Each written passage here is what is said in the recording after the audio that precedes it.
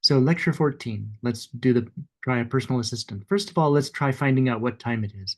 And in order to find out what time it is, we're going to use what's called the datetime package in Python. The datetime package comes with the standard Python library. And what it does is datetime is the package. Datetime is an object within that package, and now finds the date for right now. And finding the date for right now, we don't know what format it's in, so we use ISO format to print it in ISO format. If we just print now, then it chooses some default format. But if we want to make sure that it's in the standard international standards format, then we call the ISO format function, and then it comes out in the standard format that you see in standardized computer documents. We can also format it in many different types. So we can, for example, split it on the T, and then we can take that splitting it on the T, you see, we'll generate the date first, and then the time is the part after the T.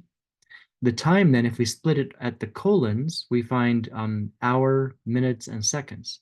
And so if we split it at the colon, we can take the hour, minutes, and seconds as being the things that are divided by that colon. And then we can print their time in hour plus G, minutes plus Hundes. And you can see that in my time zone, it's currently 1934.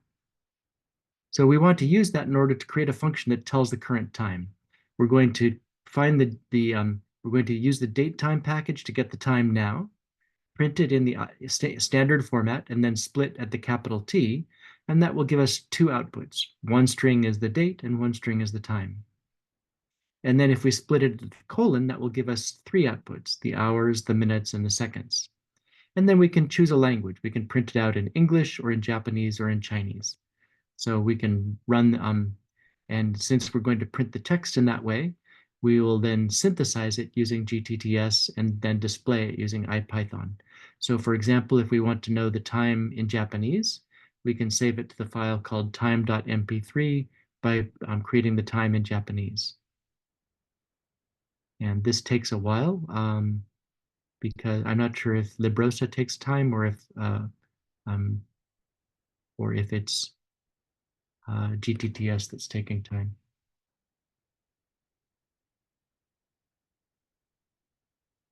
But eventually it will show us the interface so we can tell the time. Here it is. 19時35分です。 So you can see that in my time zone, it's currently 19時35分. Okay, Professor Mochizuki, would you like to go ahead and translate? Yes. Thank you. では皆さん、改めておはようございます。今日の講義では、個人アシスタントですね、パーソナルアシスタントの開発をしていきます。では、このパーソナルアシスタントがどのようなサービスをしてくれるかというと、まずは時間ですね。現在の時間と、冗談ですね。冗談に言ってくれます。で、このセクション2で後で解説しますが、さまざまな言語での冗談ですね。英語、日本語、中国。そして、このアシスタントは、もう一つの機能は、今日のカレンダーの表示ですね。で、この3つのサービスをまとめて一つのパーソナルアシスタントにするのは、セクション4に行います。では、まずは現在の時間ですね。どういうふうに表示できるかというと、デートタイムパッケージが必要です。データタイムパッケージを使用して時間を確認することができます。で、今回のですね、インポートデータの後のプリントの中で皆さんご覧のように ISO フォーマットというふうになっています。これは ISO 方式で日付と時刻を取得することができます。datetime.now ですね。なお現在。で、それを解析して結果をユーザーに返すことができます。では、まずはこの ISO の標準形式はどのようなものなのかを見てみましょう。このように print datetime.now ですね。の ISO フォーマットを実行すると、このような結果が出ます。日付、まずは t までは日付ですね。で、そうですね。これは2024年の7月の15日です。これはマルカス・ゴー・ジョンソン先生の方のタイムゾーンとなってますので、1日遅れている状態ですね。今、15日の夜、19時33分となっている状態です。では、ここでよく見ると、t までは先ほど言ったような日付。で、t の後は時間ですね。19時38分の18秒となっていますね。ですので、t でスプリット、t で分割すると日付を得ることができます。で、今度は時間の方ですね。どういうふうに時間と分と秒を分割することができるかというと、コロンですね。コロンで分割すれば、それぞれの、ここで書いてあるように、hour, minute, second ですね。別々の分割ができます。では、このように日付と時間と分と秒を分けて、で、じゃあ時間と分だけを表示してみると、このように19時39分ですというふうに表示することができます。では、今、この ISO フォーマットと、そうですね、分析した後にどういうふうに分割とか、日付と時間の情報の抽出方法が分かりましたので、じゃあ今度は関数ですね。関数を作成して、それを開発してみると、このように現在の時間の関数を作成することができます。では、この関数は、まずはインポートには、このデイタイム、先ほど見せたデイタイムと、GTTS、これは先週勉強したんですね。で、関数名は what time it is にwhat time is it にします。引数は2つあります。言語、ランクとファイル名です。で、この関数は、この2つの引数をもらいますので、先ほどと全く同じように、date とタイムですね。日付はこのように抽出します。t ですね。t で分割。で、hour とか minutes とか秒はコロンで分割します。で、今度は3つの言語を対応するようにしたいので、英語、日本語、中国語にしますので、それぞれの場合、どういうふうに時間とかを表示するのかを変えます。まずは、lang が en と等しければ、これは英語の場合ですので、表示するテクストは、その抽出した hour と、英語での hours and minutes ですね。で、日本語の場合は、全く同じような形ですが、ただ、テクストの部分は、英語の部分を日本語にしているだけです。で、または中国語ですね。中国語の言語コードは ZH となっています。で、この場合は、このように表示するようにします。で、それ以外の言語が入力されたら、I'm sorry, I don't know that language というふうに、例外処理のような対応となっています。で、最後にGTTS パッケージを使って、そのテキストをですね、音声に変換して、保存します。ファイルに保存します。では、この関数を、まずはエラーがないかを確認するために、そのセールを実行、ランバトンを押すと、エラーがなければ、この関数を呼び出してテストすることができます。では、関数をそのまま呼び出しますね。What time is it? で、今回は日本語で時間、現在の時間を教えてほしいので、JA 言語。で、time.mp3 というファイルに保存してほしいので、LibRosa と IPython をインポートして、time.mp3 に保存されている内容を表示、再生するように IPython ディスプレイオーディオを呼び出します。では、ここの再生すると、日本語で、19時41分です。このように、日本語で現在の時間を読み上げてもらいました。もちろん、この JA 以外も他の言語を変更すると、もし英語か中国語であれば対応するはずです。19 hours and 42 minutes. 例えば、これは英語ですね。で、また中国語は、现在是19点42分。ね。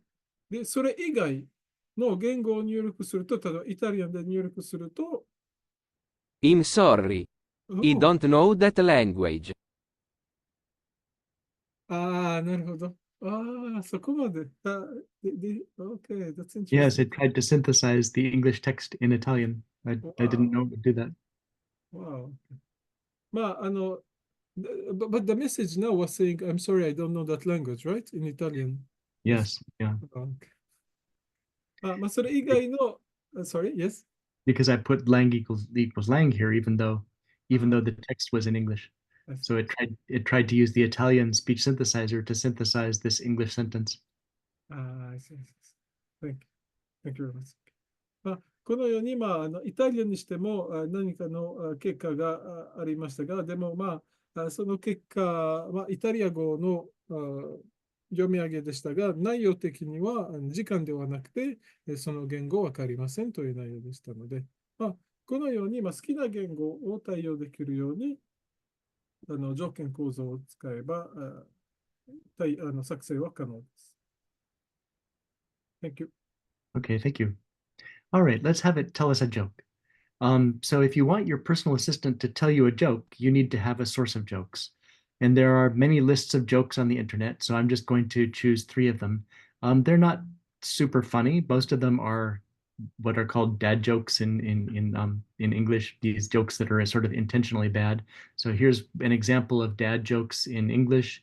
I burned 2,000 calories today. I left my food in the oven for too long.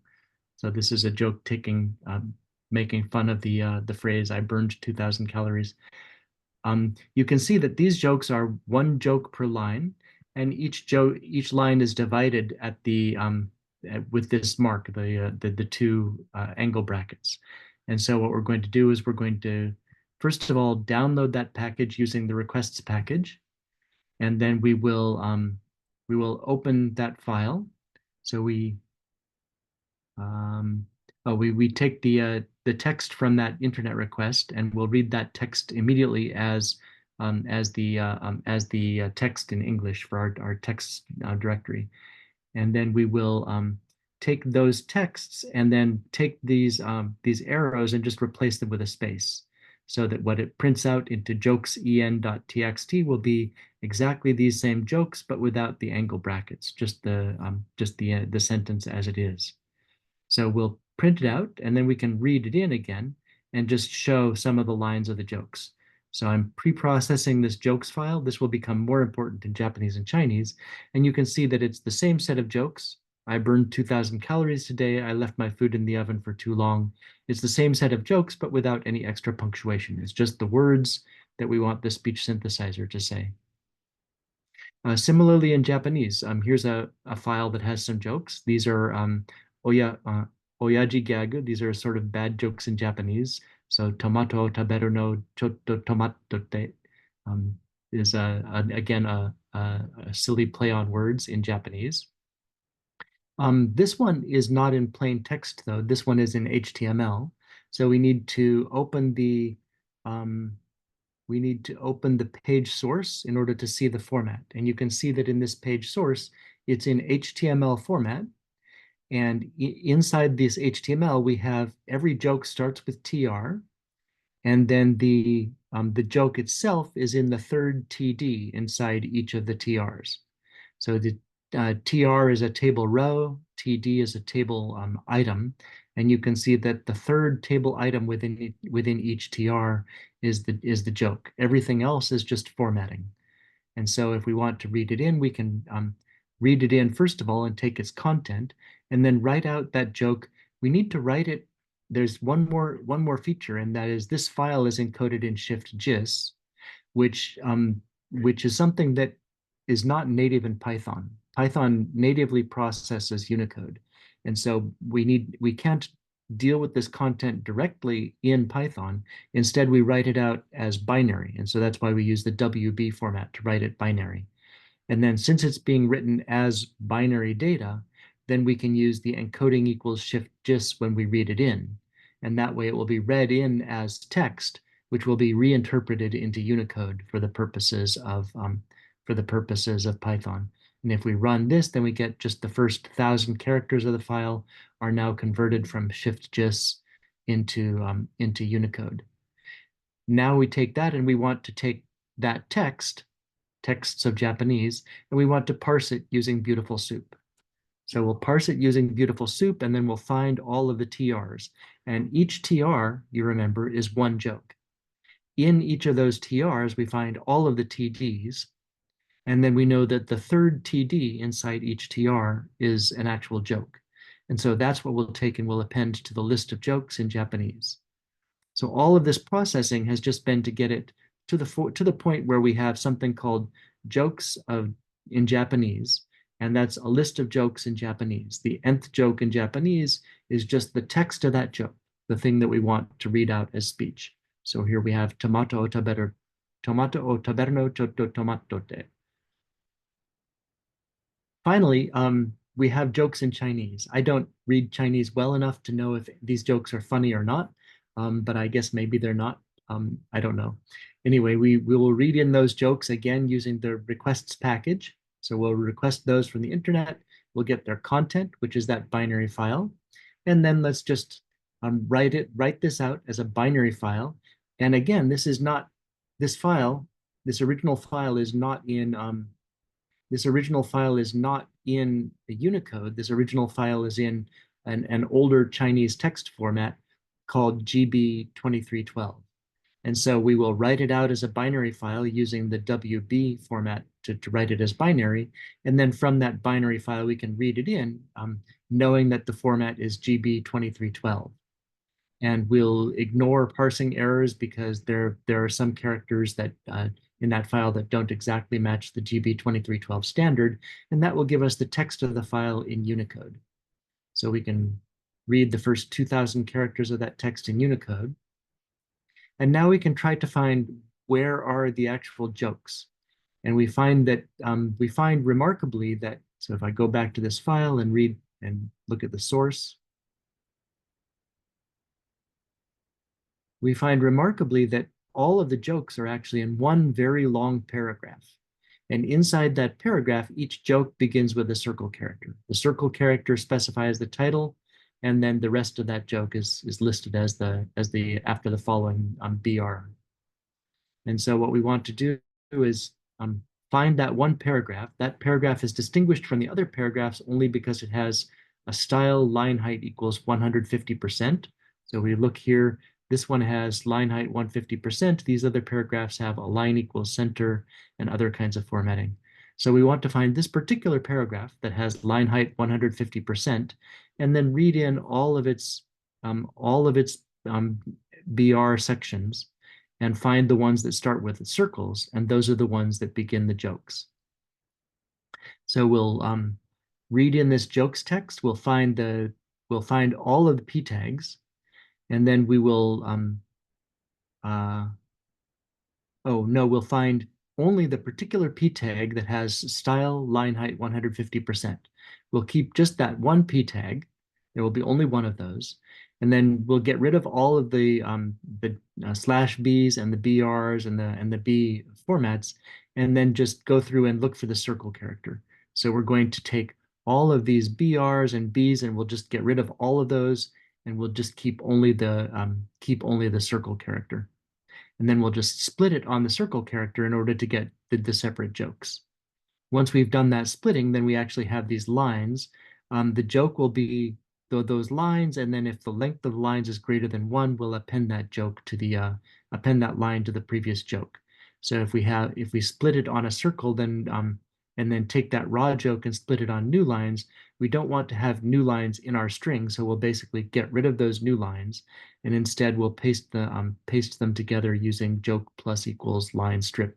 Strip just strips away all of the extra white space. So all of this processing is just to take these files, get rid of all of the extra characters, and keep only the characters that are relevant to each joke. And in that way, we get joke number 0, joke number 1, joke number 2, and so on. And then finally, now we've got jokes in all 3 languages. Now we'll write a function that will tell me a joke. Tell me a joke will take in, again, the language and the audio file into which the joke should be printed. And we will read in the jokes_language.txt. Remember that now we've saved jokes.zh.txt contains the Chinese jokes in this standard format.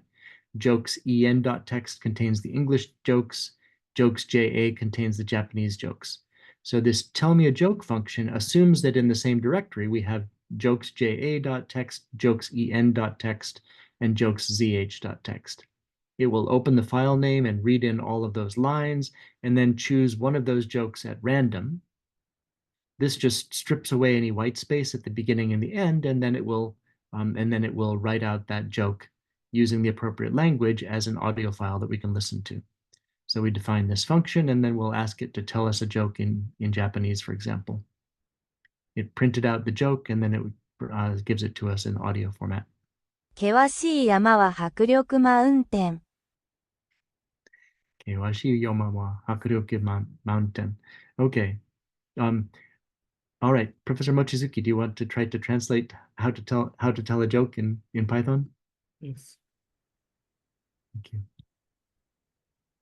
はい、では次はこのセクション2では、このパーソナル、まずはジョーダンをの言い方ですね。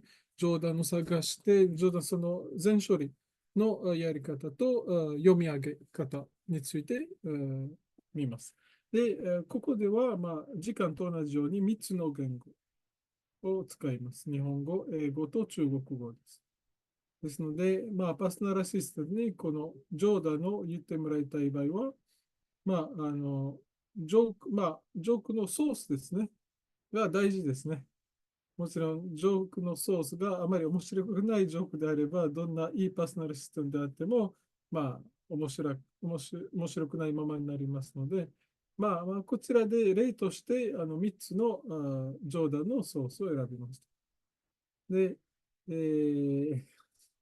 人によって面白いか面白くないか分かりませんが、一応このソースを使います。でまずは英語の場合は、この、Yes Interactive slash Dad Jokes ですね。お父さん冗談。日本語では親父学になりますが、このジョークのこの冗談のソースを使います。で、このソースをよく見ると、1行ごとに冗談が分かれています。で、冗談という構造は、質問、またそれから1つの文で、その、2つの文で構成されている場合が多いです。で、その間は、こういうキャラクターですね、こういうシンボルがあります。こういう矢印みたいなシンボルがあるので、一応このように、構成になっています。では、構成を理解できましたので、次は、この Python コードを書きます。まずは、このウェブサイトからすべてのジョークをゲットしますので、このように request.get で全部が rec に保存されます。で次は辞書、text という辞書を、何も入ってない状態で、まずは en という、キーに、この、request のテクストの部分だけを代入します。で、次はファイル、テクストファイル、joke.en.txt というテクストファイルを開いて、で、ダウンロードしたテクストですね、の情報を全部そこに書き込みますが、ただし、この矢印ですね、のシンボルですね、このシンボルを空白に入れ替えます。そうすると、このジョークを読み込んで、下の方ですね、下の部分ですね、読み込んで、で、一つ一つの行を読んで、で、それを、このように joke.en の n ですね、に表示してみると、このような内容となります。では、実行すると、1行ごとに一つのジョークとなって、一つの冗談となっていまして、で、先ほどの記号が空白に入れ替えている状態になっています。例えば、1番目のジョークでは、What did one pirate say to the other when he beat him at chess? で、空白で答えます。こういうふうに全処理、英語の全処理ができまして、で、すべての冗談はjokes en text に保存されている状態です。次は日本語で同じような全処理をしますが、もちろんジョークのソースの構造とか構成が変わるので、その構成に合わせて、どのように全処理すればいいのかを確認します。日本語の場合は、この親父ガグというウェブサイトですね。このウェブサイトにこの親父ガグの上段が入っている状態です。で、ページのソースを開く必要がありますね。ページのソースを開いて、この上部のコンテンツを確認すると、このファイルはまずは日本語文字のユニコードではなくて、この Shift GIS で保存されていることがわかります。これは重要な情報ですね。あと、全処理には。これユニコードではないということです。Shift GIS で保存されている。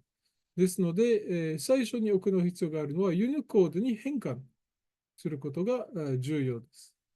なので、このように、まずはリクエストパッケージを使って、このウェブサイトからのコンテンツを全部、ローバイナリという変数に代入して、で、今回は、この、そうですね、jokes.jhtm はこのバイナリという形で書き込みます。これバイナリで書き込みます。で、その後は、もう一度開いて、で、開くときにうまく読み込むためには、これはユニコードではないので、エンコーディングを指定する必要があります。今回は ShiftJIS というエンコーディングを指定する必要がありますので、このようにこの text という事象に、今回は日本語ですね、JA というキーを使って読み込みます。で、その JA の中身ですね、を表示したい場合は、例えばこれは最初の専業の内容は、これ HTML コードとなっているので、このような HTML コードを確認することができます。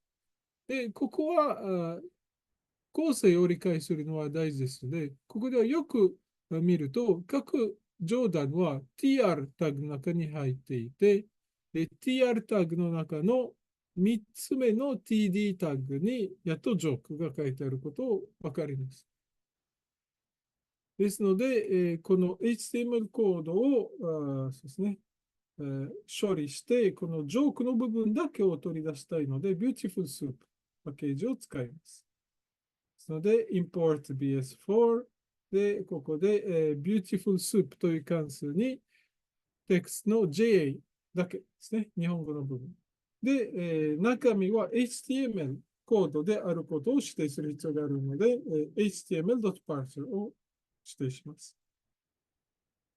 で、ここで、jokes.ja というリスト、空リストとして、定義して、で、for 文を使って、まずは各 tr タグを探して、で、その tr タグの中で、すべての td タグをこの td リストに保存します。で、この jokes.ja にアペンドするのは、3つ目ですね。3番目の td タグだけです。なぜなら、1番目と2番目の td には、序段が入ってないですね。3番目の td タグだけを、この jokes.ja にアペンドします。で、そうすると、jokes.ja に、序段だけの内容が入っていることがわかります。この、for n in range 5でプリントを使うと、それを確認することができますね。これは最初の5つのジョークを表示すると、このようになります。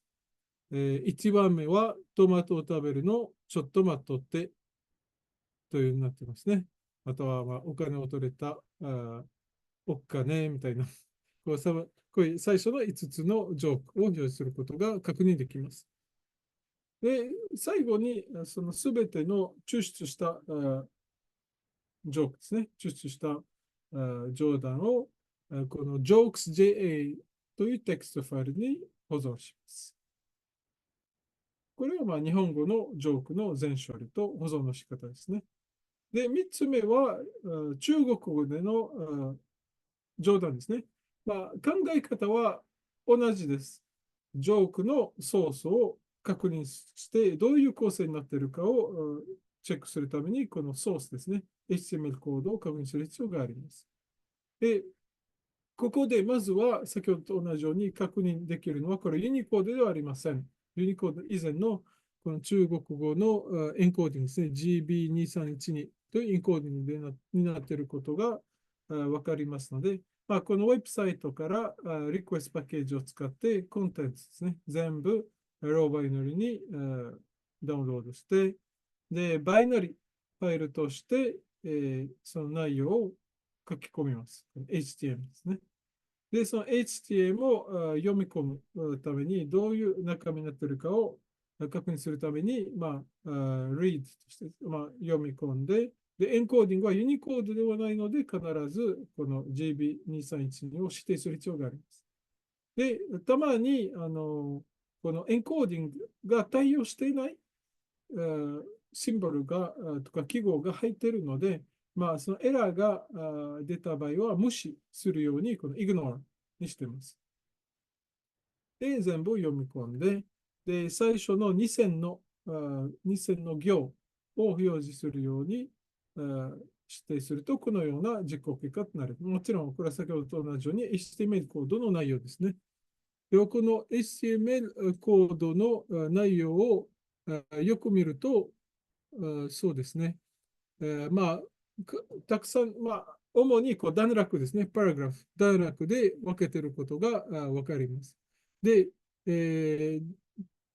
パラグラフですね、この P タグの中では、2つの種類が主になっていますね。この Align Center とスタイルが Line Height 150%、2つありますね。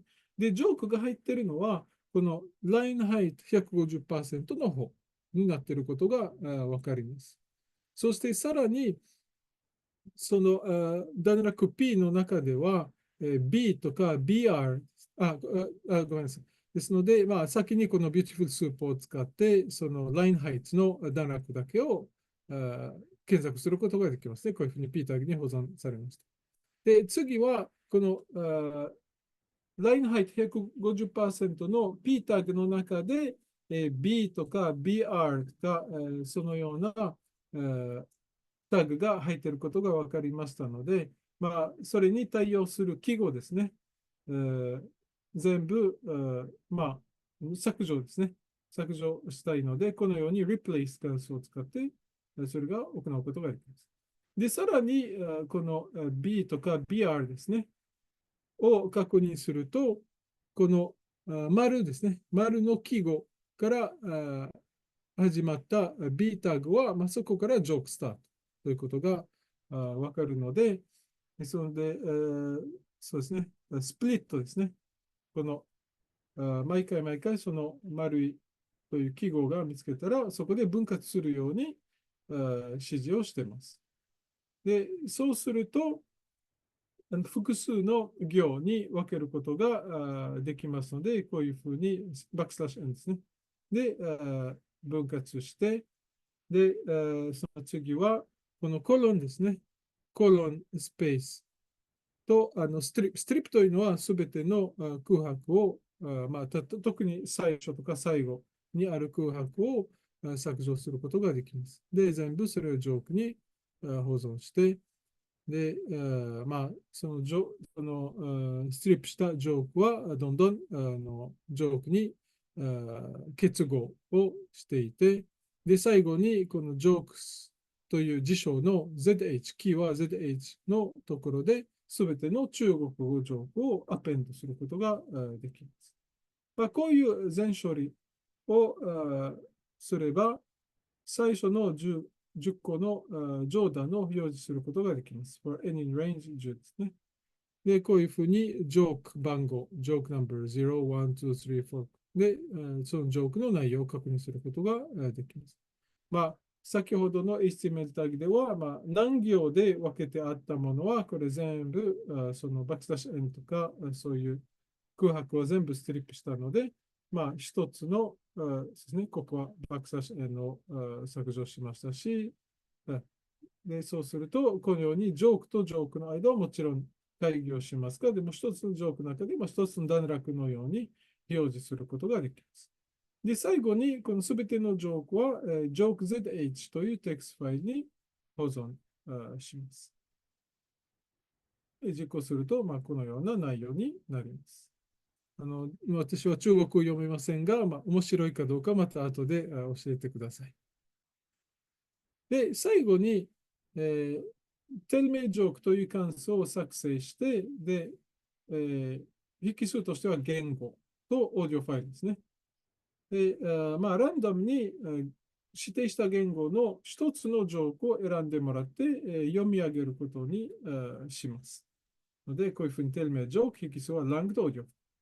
で、ファイルネームは、ジョーク、この percentage s テクストというのは、この percentage s はこれ言語のことです。で、現時点では3つの言語が、ごめんなさい、3つの言語に対応するファイルがあると仮定しますね。ジョーク EN、ジョーク ZH とジョーク JA となっていることを仮定しています。もし、それ以外のテクストファイル、それ以外の言語でしてしまうと、読み上げないようになりますので、気をつけてください。では、こういうふうにファイルネーム、指定したファイルネームでファイルを開いて、で、すべての行を読み込んで、ジョークスに読み込んで、で、ジョークスの中で、一つのジョークですね、ランダムに選んで、最初と最後の空白をストリップして、削除して、で、GTTS で読み込んで、GTS をオーディオファイルに保存してもらいます。では、保存して、エラーがなかったので、このテルメジョークを日本語で一つの冗談を言ってもらうように指示をします。で、書いた。猫が寝込んだ猿が去る。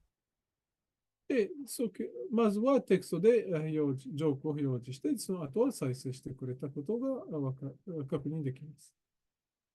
もちろん、ここで日本語以外のジョークを確認できます。例えば、英語。Why did the invisible man turn down the job offer? He couldn't see himself doing it. 英語とか中国語。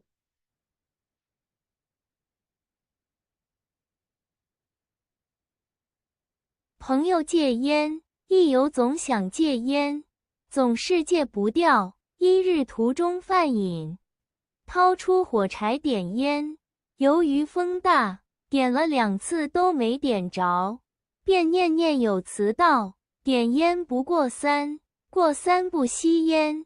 结果第3次还没点着，索性把烟放回兜中，不抽了。可一会儿又掏了出来，嘴里又念叨着：点烟不过7，过7我不吸。未料到7次又没点着，便急了，管他3、7、21，啥时点着啥时吸。双引号。というふうに中国語でのジョークを読み上げることにしました。Thank you. Thank you.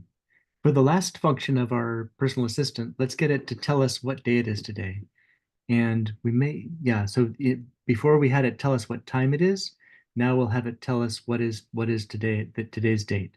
And actually the date time package will get today's date, date.today, and then we can have it print out the year and the month and the day separately.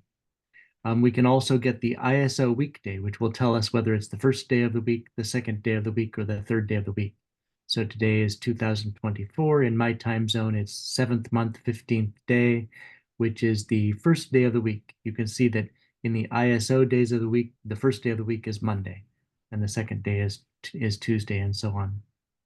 So we can use some dictionaries to make those more friendly. For example, in English, we can have the weekdays mapped to Monday, Tuesday, Wednesday, Thursday, Friday, Saturday, Sunday, and the months to January, February, March, April. Notice that the ISO day specifies that the first day is 1 rather than 0. So the 0th element of this list will be an empty string. And instead, day 1 will map to Monday. Here also, month 1 maps to January. And then the text for the date will then print out the weekdays of the particular day of the week, the months of the particular month, and then the day of the year. And it will specify today is, for example, July 15th, 2024. In Japanese, the weekdays are a little bit easier. We just have these 7 characters. And so it will specify the weekdays. The weekday, you remember, is a number. So the first character is blank, but Getsuyobi maps to Getsu, Kaiyobi maps to Ka, etc. In Chinese, similarly, the days of the week are actually specified by number, or at least this is one way to specify. And so we'll map Monday to the first day of the week, Tuesday to the second day of the week, and so on, and have it print out the weekdays, weekday, the month, the day, and the year. And then we have it simply synthesize these outputs using the specified language. So we can try it out. For example, we can specify the day of the week in Japanese or in English or in Chinese. And we get it to tell us, 今日は月曜日、7月15日、2024年。today is Monday, July 15th, 2024. So Professor Mochizuki, do you want to translate this section? で、次にもう一つのこのパーソナルアシスタントに追加する機能を説明します。結構短いセクションになりますが、今日は何曜日なのかを調べるための機能です。で、そのためには Python の DateTime パッケージをもう一度使用する必要があります。で、DateTime はいくつかの異なる方法で現在の日付を与えることができます。例えば、このように import datetime で、datetime.date.today という形で、先ほど見たのは ISO week でしたが、year にすることができます。そうすると、今日の日付で構成されている年ですね、年ですね、year, that month, that day。で、最後に ISO weekday という関数があります。この ISO weekday というのは、1週間の中で何番目の曜日を計算してくれる関数です。例えば、これを実行すると、このような結果になりますね。今は、長谷川ジョンソン先生の方では、のタイムゾーンでは、the year is 2024年、month は7月、で、今日は15日。15日は月曜日ですので、このように、it's the first day of the week というのは、今日は1週目の1日目の曜日という意味です。こういうふうに ISO weekday を使うと、このような結果が出ます。で、次は、そうですね、いくつかの辞書を使用すると、これらの数字をより分かりやすくすることができますね。もうちょっとカスタマイズしたければ、このように What's days という関数を作成してみます。で、引数としては2つ、言語とオーディオファイル。で、戻り値ですね。何をリターンするかというと、URL ですね。では、today, year, month, day は先ほどと同じような方法で抽出をしますが、ただ、そうですね、この weekday に関してはもうちょっと言語に合わせてカスタマイズしたやり方にしたいので、weekdays をこのように指定します。で、先ほどの ISO weekday で皆さん気づいたと思いますが、1からスタートしますね。0ではなくて。1だから、月曜日は1日目というふうにカウントされるので、普通はリストとかタプルを使うと、インデックスは0からスタートしますので、その0のインデックスは何もない情報ですね。というふうに定義して、で、2番目の要素から情報を入力します。ウィークデイの場合は曜日。で、マンスの場合は月。で、テクストを使って全部一つの日付にしたいので、テクストには weekday, month, day, year というように、こういうふうに結合することができます。で、最後に、GTTS にこのテクストですね、を指定した言語でオーディオファイルに読み上げを保存します。これは英語の方。日本語の場合は、もちろん、一番最初の文字は空白ですね。何も入ってない文字にして、その後は月、火、水、木、金、土ですね。土日にしますね。で、それもテキストにすべてをまとめて一つの日付にしますが、ただまあ日本語の場合は曜日ですね。月曜日、火曜日、水曜日になるように、パーセンテージ S の後は曜日にしました。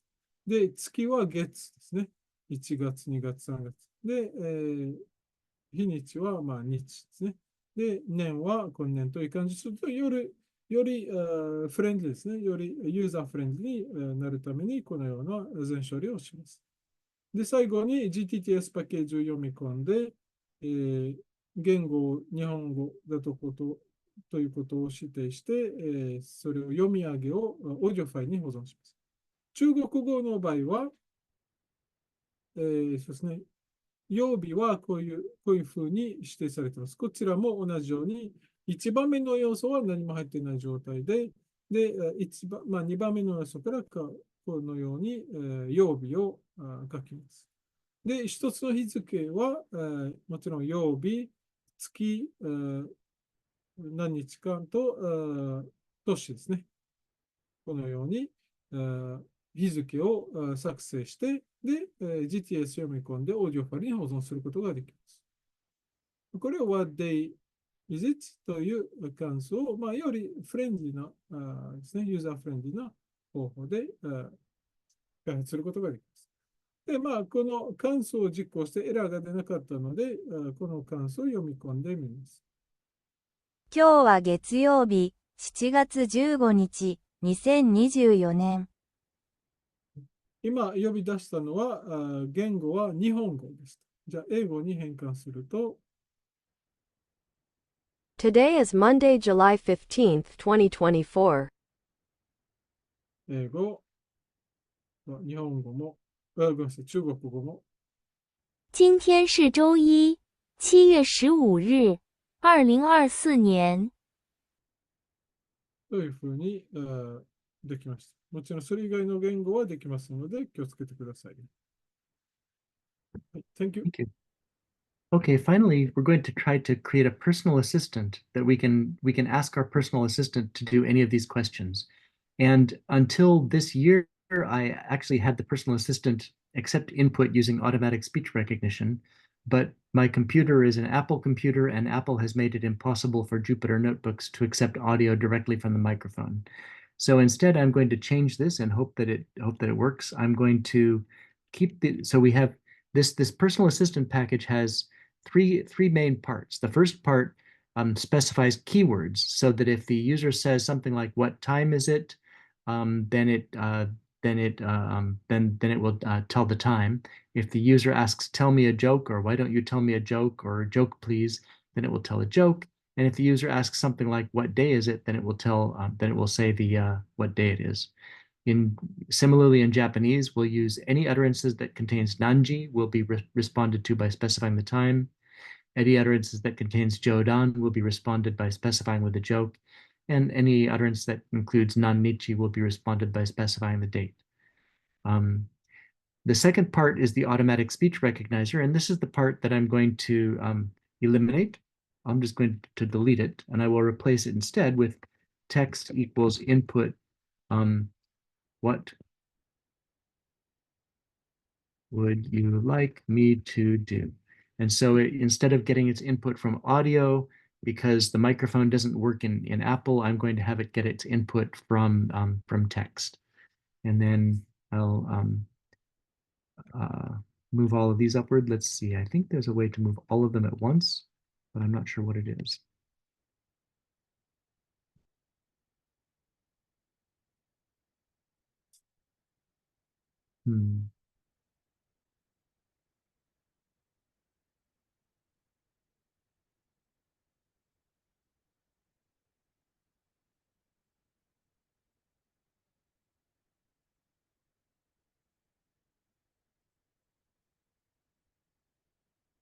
So in this final section, we'll have it synthesize either the current time, or we'll have it synthesize a joke, or we'll have it synthesize what day it is.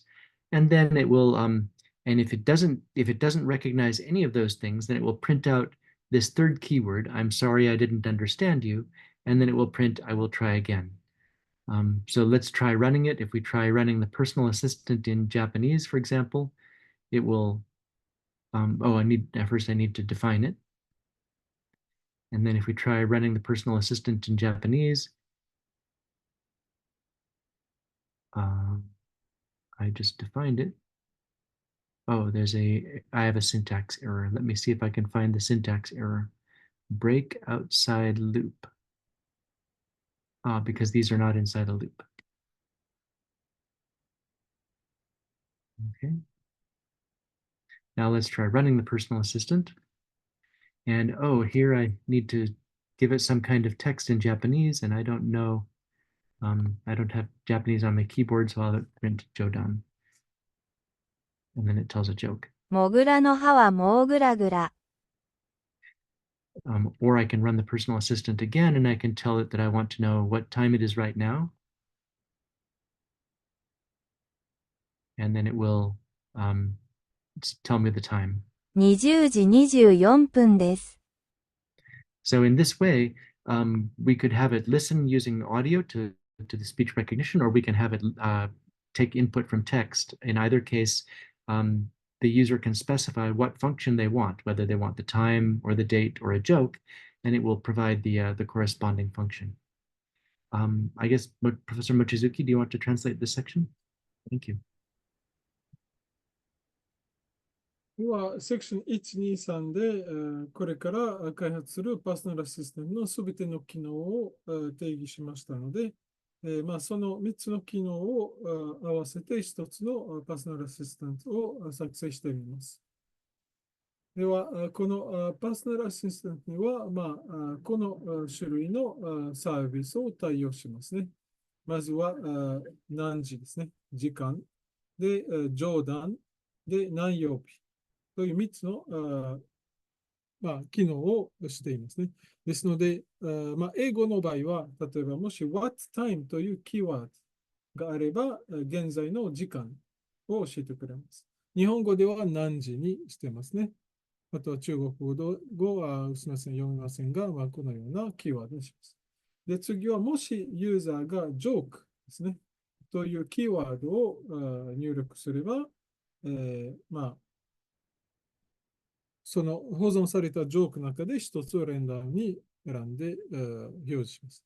本来はユーザーが入力するんではなくて、本来はマイクロフォンを使って、ユーザーが申し出した単語を認識して、この機能を特定してで答えるようにしたいのですが、最近の Apple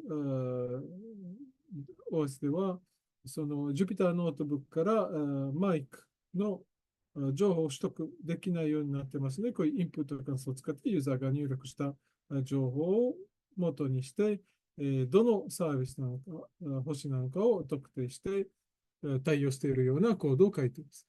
で、次は例えば何曜日ですね。今日何曜日を調べたい場合は、What time とか何日とか、こういうキーワードをします。これは3つの言語で。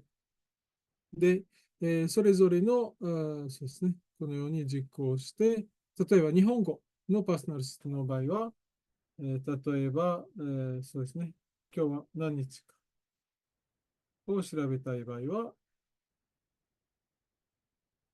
今日は月曜日、7月15日、2024年。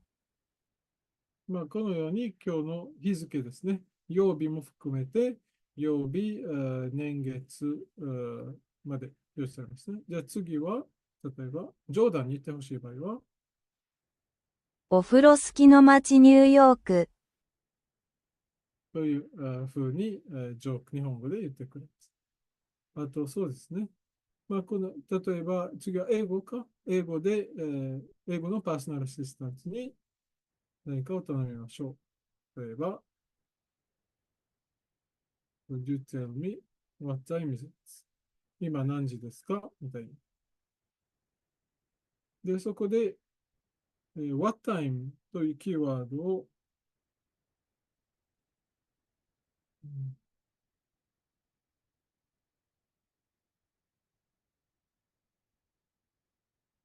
ちょっと待ってくださいね。場合によって処理時間にかかります。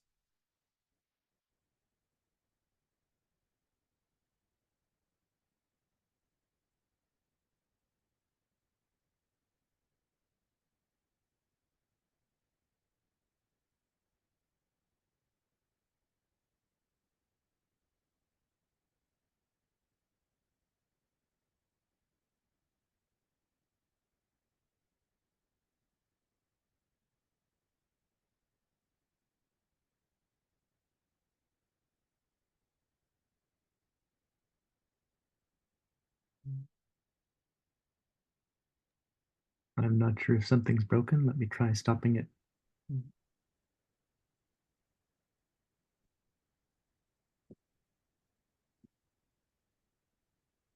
Let me run it again.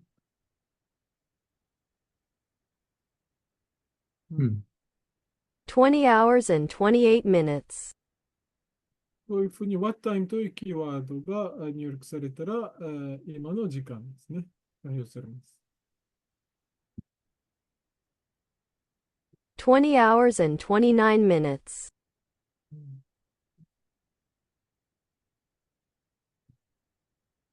次はジョークですね。What did the flowers do when the bride walked down the aisle? They rose. こういうふうに、ジョークですね。冗談一つを選んでもらって読み上げてもらいました。このようにパーソナルアシスタント、3つの言語で対応するパーソナルアシスタントを作成しました。で、対応する機能は3つでしたね。また皆さん、空いてる時間でいろいろ試してみたらいいかと思います。Thank you. Thank you. So let's talk about the homework for today. The homework actually has 4 sections corresponding to the 4 functions that we've done today. The first one is the what time is it function. The second one is to create a function called tell me a joke. The third is to create a function called what day is it. And each one of these, and the fourth finally, is to create a function called personal assistant. And each of these is actually the same as the functions that we've done in this exercise. So most of these will just be cut and paste. What time is it should take as parameters a language and a file name, and it should print into that file name, it should save the audio specifying the time. Tell me a joke should take as parameters the language in the audio file, and it should print into that audio file the audio of the joke that you're trying to produce. And then finally, what day is it should take as parameters language and audio file, and should return the URL that you can look up. Actually, I don't think we need to return a URL because we didn't do that. It should just save the audio into the file name specifying the file name. And then finally, the personal assistant takes as parameters a language and file name, and then it will it should, instead of listening to the user, it will just wait for the user's input text, and then given that input text, it will synthesize an audio. So let's try just copying the, I think I've designed the grader so that we can just copy in the content. So we'll take what time is it, first of all, and we'll copy that into the homework file. So we go and we find homework14.py, and we get rid of the runtime error. And if instead we copy the contents for what time is it, and then it synthesizes the output in the what time file. Then let's try copying the tell me a joke. We assume that the text files all exist, jokes English, jokes Japanese, and jokes Chinese. And so given that all of the jokes exist, then tell me a joke just reads in those text files, chooses a joke at random, and synthesizes that joke. So we'll get rid of the runtime error and just copy in the code that finds the corresponding file name, reads in the jokes, and then synthesizes one of them. And then for what day is it, we'll do the same thing. Let's take the code that looks up today's date and makes the content of the day a little bit easier to understand for the user, and then synthesizes the corresponding audio. Today is date time today, months. We want this to be indented correctly. Oh, I see. My window is just not wide enough to show months the way that it's supposed to be formatted. Okay. And then finally, the personal assistant should take in we want to get rid of the runtime error, and then we want it to ask the user for their what they want to do, and then give them the content for whatever they want to do. So if language equals English, they use English keywords. If language is Japanese, then they should use Japanese keywords. Let's try writing this. Okay, and if I have no syntax errors, I think now we should be able to run this. Let's first save it, and then let's try running the homework. First of all, we can try running homework 14.personalassistant. Unexpected indent under if language equals English. This is at which line? Line 85. Line 85 is here. Okay, I indented incorrectly. Let me try fixing the indent and saving it.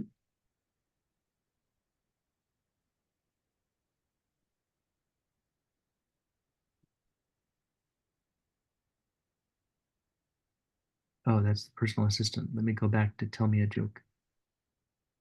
Well, actually, let me try this. What did the flowers do when the bride walked down the aisle? They rose. Okay, so if that's working, then probably all of the others are working. So let's go ahead and try grading it and see what score this gets.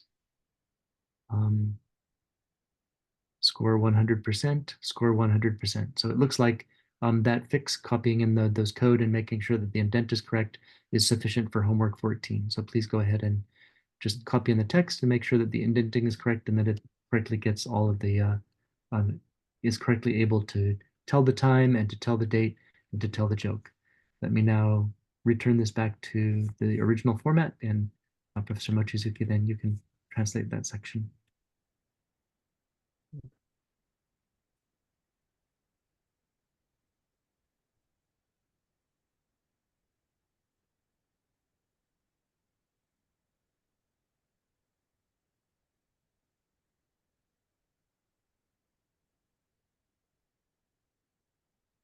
Okay, thank you. That's actually interesting because even though I think you specified the language in Japanese, but you entered the information in English, it still gave you the joke in English.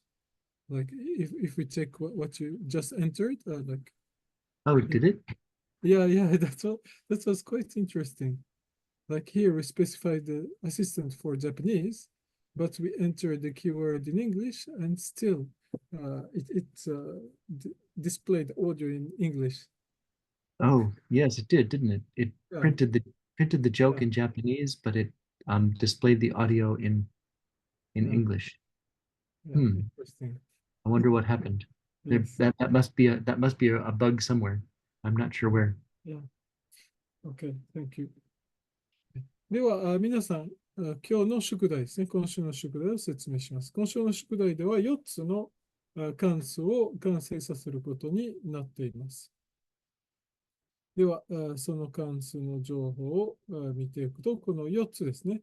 で、ちょうどその3つの機能ですね。パーソナルアシスタントの3つの機能と、最後の関数はそのパーソナルアシスタントの関数となっていますので、このノートブックで、Jupyter ノートブックで一緒に学んだ内容ですね。そのまま使えるようになっています。ですので、1番目の関数では、今何時になっているのか、what time is it という関数で、2つの引数、言語とファイル名ですね。で、2番目の関数では、冗談を言う、tell me a joke という関数で、パラメータとしては言語とオーディオファイルですね。で、3つ目の関数は、今日は何曜日ですね。なんか、そのパラメータとしては言語とオーディオファイルで、返すのはファイル名ですね。ファイル名を return されます。で、最後は、パーソナルアシスタントという関数で、そこでユーザーのキーワードを聞いて、欲しい機能を特定して、で、その機能に対応する。この4つの関数を作成することになっています。で、じゃあ、それぞれの関数の中身を見ていきます。そのために、ホームワーク14ですね。ホームワーク 14.py というファイルを開いて、1番目の関数は、what time is it かな。一番上の方に行くと、what time is it。で、この関数は Jupyter ノートブックの中に入っているので、セクション1までスクロールアップすると、この what time is it という関数、この中身をそのまま使えるように、設計されていますので、ここでコピーして、raise が必要ないので、コメントか削除。で、ここで貼り付けてください。この時はインデントですね。を確認して保存。で、ここで皆さん書いてあるように、date, time、日付、時間、分数ですね、と秒が入ってますので、それを言語に分けて、そのテキストに結合された内容が変わります。で、最後にテキストの内容を実 JS を使ってファイルに保存します。で、次は2番目の関数は、テルメジョークはジョーダンを言う関数ですので、こちらも raise。あとまずはノートブックに戻って、これセクション2ですね。セクション2の方で、すでに3つのテキストファイルが入っていることを仮定します。日本語、英語と中国語ですね。で、このような処理に対応した3つのファイルですね。で、このコードをコピーして、そのまま使えるようになっています。raise は必要ないので、コマンドか削除。で、ここで貼り付けます。また、インデントを確認してください。で、ここで書いてあるように、このテキストファイルがあると仮定して、各テキストファイルにある行を全部読み込んで、read lines 読み込んで、で、そのすべての情報を、実 JS を使ってオーディオファイルに保存します。で、次、3つ目の関数では、what day is it？ 今日は何日？ここでも、セクション3ですね。この内容が定義されていますので、この内容をそのまま使えることになっています。ここで raise は必要ないですね。で、ここで貼り付けると、まずはいろいろインデントを確認してください。で、ここで、先ほど一緒に勉強したように、ユーザーにもちょっとわかりやすく、今日の何日ですね。何日、何月、何曜日と何年ですね。は3つの言語に分けて、表示できるようにしています。最後にオーディオファイルに保存します。で、4番目の関数ですね。パーソナルアシスタントはこの3つの関数の機能ですね。を組み合わせて、ユーザーのキーワードに基づきますね。でそれはセクション4のこの内容を使います。で、ここで raise は必要ないので、内容をここに保存して、インデントは大丈夫そうですね。で、ここで3つの言語でユーザーのキーワードを特定して、そのキーワードに対する機能を提供するようにしています。先ほど説明した内容と全く同じです。では、ノートブックの方に戻って、ホームワークにエラーがないか、シンタックスエラーなどがないかを確認します。ここを実行すると、キーワードですね。これ日本語。英語でもできますが、本来はそうですね、日本語で書くべきですね。例えば、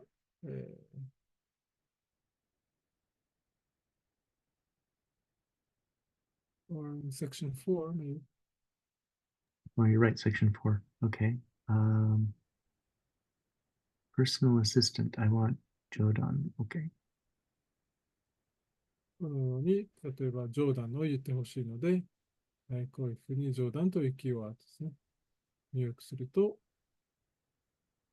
険しい山は迫力マウンテン。このように、日本語という言語に指定したので、その日本語のキーワードを入力して、それに基づいて、機能を対応します。このようにいくつかのキーワードと言語でテストして問題なければ、次はグレードですね。グレードのチェックですね。100% になってないかを確認してください。で、ここでそうですね。OK と100%というスコアが出たので、ここで問題ないので、あとは毎週の通りの提出方法に従って、この課題を提出してください。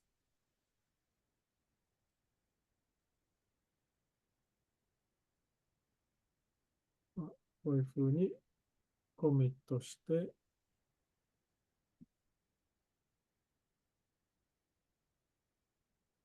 push origin。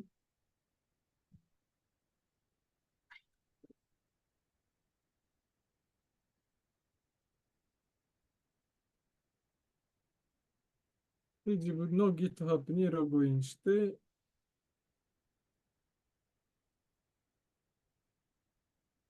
変更された内容をまずは確認してください。ホームワークにちゃんと内容が変わったか確認してから URL をコピーして、ブラックボードの方のホームワーク14に提出してください。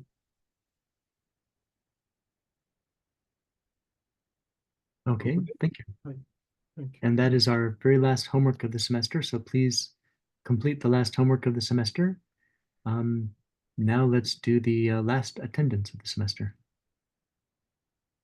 で、それは、今学期の最後の宿題でした。で、これから、今学期の最後の出席を取ります。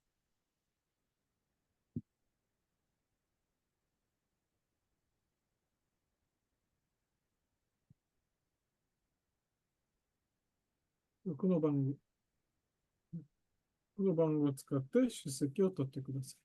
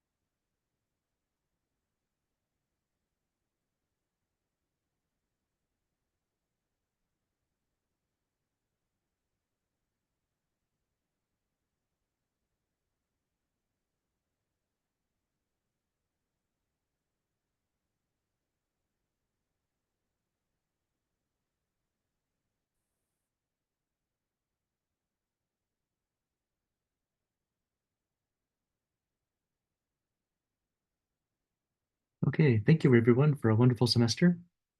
And I hope you have a good break between the semesters. Please finish all of the homework and we will, and then I will go through and grade all of the homework that you submit by next week. Thanks.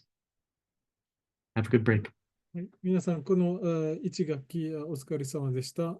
最後の宿題の提出を忘れずに提出してください。そして、そうですね、夏休みを楽しんでください。お疲れ様でした。お疲れ様でした。